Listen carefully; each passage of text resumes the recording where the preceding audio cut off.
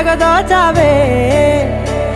ఏ వందల కొద్ది పండగలున్నా వెన్నెల మొత్తం నిండుగా ఉన్న